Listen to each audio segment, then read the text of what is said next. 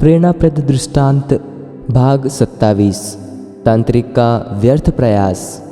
किसी घने जंगल में एक बड़ा भारी तांत्रिक चिरकाल से महाकाल की साधना कर रहा था। उसने बहुत सी अलौकिक सिद्धियां प्राप्त कर ली थी और पूर्ण सिद्ध बनने के लिए घोर तप में प्रवृत्त था। एक दिन वह अपनी गुफा में पड़ा हुआ सुस्ता रहा था। वह वहाँ पड़ी हुई चीज़ों से मनोरंजन करने लगा। इतने में एक चूहा उधर से फुदकता हुआ आ निकला। तांत्रिक को उसके मनोभाव जानने में क्षण भर की भी देर ना लगी। वह बिल्ली से डरकर यहाँ भाग आया था और कहीं छिपने की बात सोच रहा था। योगीराज की मौज आई कि लाओ इस बेचारे का डर दूर कर दें। उन्होंने एक फूंक मारी तो चूहा अपना शरीर बदलकर बिल्ली बन गया। अब तो म्याऊं म्याऊं करता वही रहने लगा। बहुत दिन के बाद तांत्रिक को एक बार फिर फुर्सत मिली। वह यूं ही बैठा हुआ था कि देखा बिल्ली थर थर काँप रही है। बेचारी को कुत्ते ने धर दबाया था। तांत्रिक से न रहा गया। उसने चुटकी बजाकर बिल्ली को कुत्ता बना दिया ताकि फिर डरने का अवसर न आवे।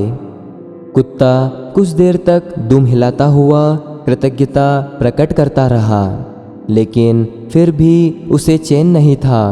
गुफा से बाहर निकलता कि जंगली चीते उसका पीछा करते। डर के मारे वह फिर गुफा का कोना कुरेदने लगा। तांत्रिक कुछ झुंझलाया तो सही, पर एक अवसर और दिया। पीठ पर हाथ फेरकर उसे चीता बना दिया और कह दिया, जा बेफिक्र घूम फिर। लेकिन डर भी बड़ी बेढब चीज़ है। उसके लिए आसमान से विपत्ति आ खड़ी होती है। बहेलियों का झुंड चीते पकड़ने के लिए उस जंगल में आ टपका। बेचारे चीते का कलेजा धक धक करने लगा। पिछली टांगों में मुंह छिपाकर उसी गुफा के एक कोने में जान बचाने के लिए वह पड़ा रहा। डर तो उसका पीछा छोड़ता ही न था। इस बार तांत्रिक तप पर से अंगड़ाई लेता हुआ उठा तो उसका पैर चीते की दुम पर पड़ा। उसने चौंक कर देखा कि क्या है।